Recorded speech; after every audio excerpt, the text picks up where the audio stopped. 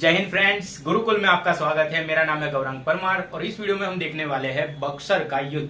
ठीक है, उसकी माहिती, बक्सर का युद्ध जो हुआ था वो क्यों हुआ था, किन लोगों के बीच में हुआ था और क्या हुआ उसका परिणाम, ठीक है, वो हम देखेंगे।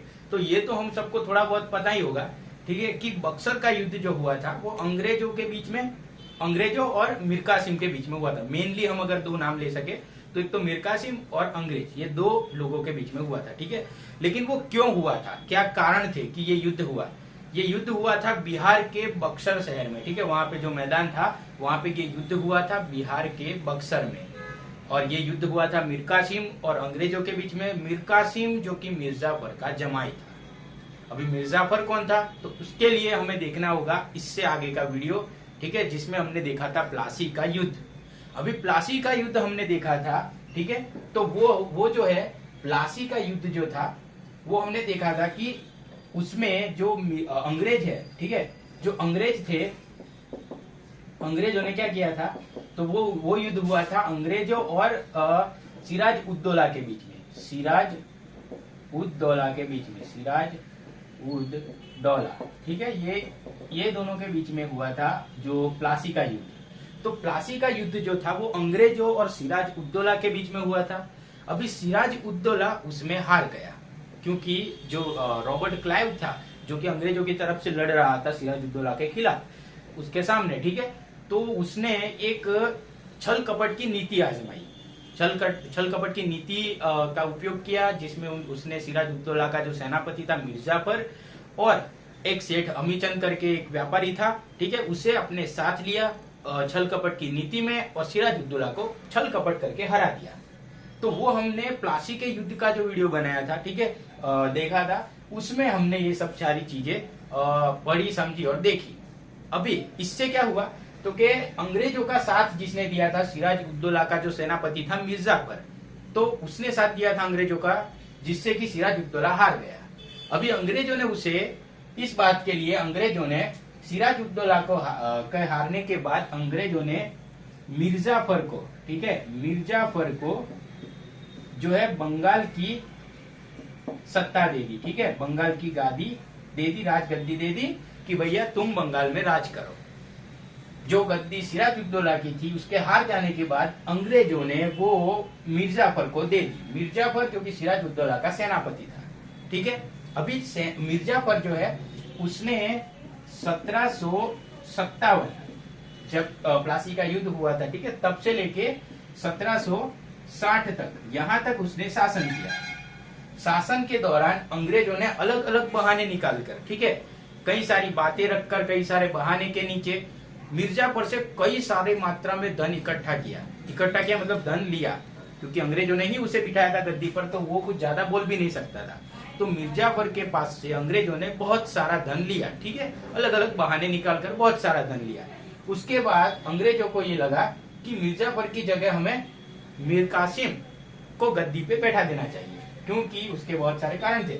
उन्हें लगा कि मीर कासिम को बैठाएंगे तो हम और ज्यादा सत्ता ले पाएंगे, क्योंकि मीर कासिम नया नया आएगा, मिर्जाफर का जमाई था। मीर कासिम जो था, ठीक है, मीर कासिम वो था मिर्जाफर का जमाई था मिर्जाफर का मीर कासिम।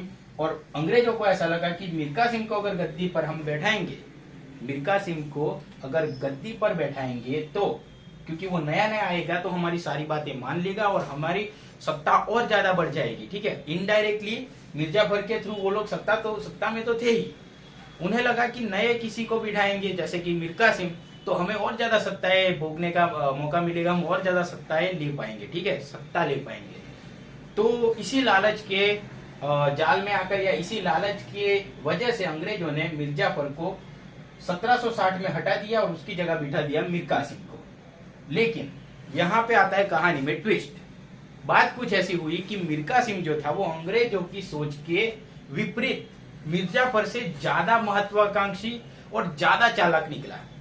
मिर्जाफर से ज्यादा महत्वाकांक्षी और मिर्जाफर से ज्यादा चालाक। और ये बात देख के, सुन के, समझ के अंग्रेज डर गए, ठीक है। उन्हें ये बात खटकने लगी कि भैया मीर कासिम तो हमने जितना सोचा था उससे कहीं ज्यादा मात्रा में चालाक है, कहीं ज्यादा मात्रा में महत्वाकांक्षी है, तो ये तो हमारे लिए आगे चल के खतरा साबित हो सकता है, ठीक है।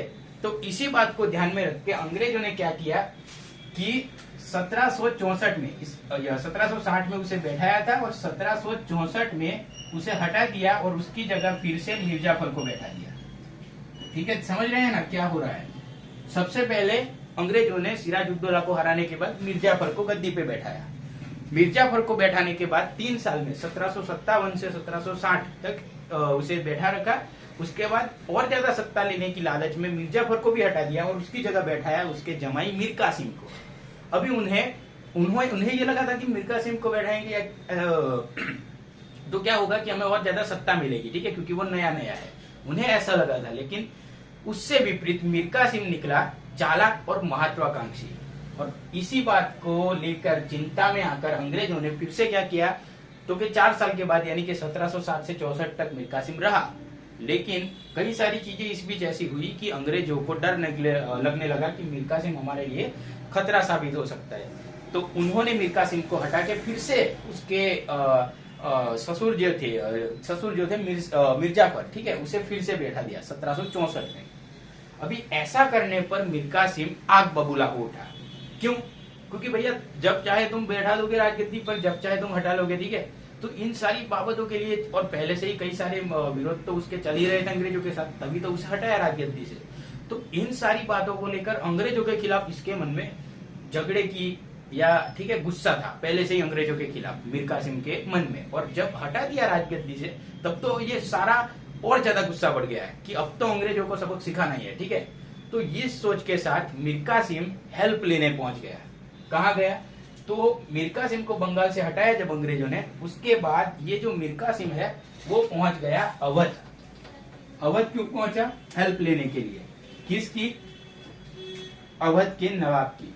तो अवध के नवाब जो थे, ठीक है, अवध के नवाब, अभी वो उस वक्त जो थे अवध के नवाब, उनका नाम था शुजा-उद-दौला, ठीक है, शुजा-उद-दौला जो थे वो अवध के नवाब थे उस वक्त के, जिनकी हेल्प लेने के लिए मीर कासिम आया। और उसने क्या देखा कि अवध में जो शुजा-उद-दौला है उनके साथ बातचीत ऑलरेडी कर रहे थे एक और राजा, ठीक है, जिनका नाम था, जो मुगल बादशाह थे, ठीक है, वो थे मुगल बादशाह थे जिनका नाम था शाह आलम, ठीक है, शाह आलम। तो ये जो शाह आलम थे वो पहले से ही शुजा-उद-दौला के साथ बातचीत में लगे हुए थे। अभी उनकी अपनी बातचीत होगी, ठीक है, लेकिन इसी बीच ये दोनों की बात चल रही थी, मुगल बादशाह शाह आलम और अवध के नवाब शुजा-उद-दौला। तो अवध में शाह आलम आए हुए थे बातचीत करने के लिए और अवध में ही बैठे थे ये दोनों, एक तो अवध के नवाब और उनके साथ शाह आलम। इसी बीच जो है मीर कासिम पहुंच गया हेल्प मांगने के लिए कि भैया मेरे साथ ये सारी चीजें हुई है और आप लोग मुझे मदद करो, ठीक है। तो इसने ऐसा बोला तो वो लोग बोले कि भैया हम सब भाई भाई है, ठीक है, तो हम सब एक साथ मिलकर लड़ते हैं फिर, और अंग्रेजों को हरा के तुम्हें अपनी गद्दी मिल जाएगी और अंग्रेजों को हारने से हमें भी कुछ फायदा तो होगा ही। तो इन सारी बातों को ध्यान में रख के तीनों ने ये डिसाइड किया कि हम तीनों, यानी कि ये तीनों, एक तो अवध के नवाब, दूसरे मुगल बादशाह शाह आलम। अच्छा, अवध के नवाब कौन? शुजा-उद-दौला। मुगल बादशाह कौन?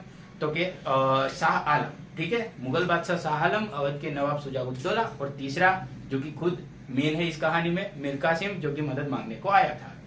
तो मीर कासिम, अवध के नवाब शुजा-उद-दौला और मुगल बादशाह शाह आलम, ये 3 लोग मिलके फिर ये डिसाइड करते हैं कि हम तीनों साथ मिलके लड़ेंगे अंग्रेजों के खिलाफ और उन्हें हरा के तुम्हें गद्दी दिलाएंगे और हमारा भी कुछ फायदा तो इसमें हो ही जाएगा, ठीक है। बिना फायदे के कौन ही लड़ता है भाई, तो कुछ तो सोचा ही होगा उन लोगों ने। लेकिन खैर मेन बात यह है कि 3 लोगों ने साथ में मिलकर लड़ने का डिसाइड किया। अभी 22 अक्टूबर, ठीक है, 22 अक्टूबर 1764 के दिन बिहार के, ठीक है, 22 अक्टूबर 1764 के दिन बिहार के जो बक्सर में, ठीक है, जो बक्सर शहर है या गांव कह सकते हैं, उसके जो मैदान में, बिहार के बक्सर में 22 अक्टूबर 1764 के दिन ये 3 लोग, यानी कि अवध के नवाब शुजा-उद-दौला, मुगल बादशाह शाह आलम और मीर कासिम, ठीक है, जो कि बंगाल का नवाब था लेकिन अब उसे हटा दिया था, तो ये तीनों और उनके सामने अंग्रेजों की सेना, ठीक है। तो ये तीनों और उनके सामने अंग्रेजों की सेना, इन लोगों ने लड़ाई की, युद्ध किया, क्योंकि इन लोगों ने 22 अक्टूबर 1764 में तीनों ने युद्ध जाहिर कर दिया, युद्ध की घोषणा कर दी। तो युद्ध हुआ अंग्रेजों के और इन तीनों के बीच में। लेकिन इसमें इन तीनों की जो सेना थी, जिसे संयुक्त सेना कहते हैं, क्योंकि तीन लोगों ने साथ में मिलकर किया था, तो संयुक्त सेना, ठीक है, संयुक्त सेना जो थी, इन तीनों की जो संयुक्त सेना थी और अंग्रेज के बीच में युद्ध हुआ था, तो ये संयुक्त सेना की उसमें हार होती है, ठीक है। ये हार जाते हैं, तीनों साथ मिलके भी ये लोग हार जाते हैं। और इनके हारने से परिणाम ये हुआ कि मिल्खा सिंह को तो कुछ मिला ही नहीं और तीनों मिलके हार भी गए। और उससे फायदा अंग्रेजों को ये हुआ कि इन लोगों को बंगाल, बिहार, ठीक है, बंगाल, बिहार और उड़ीसा,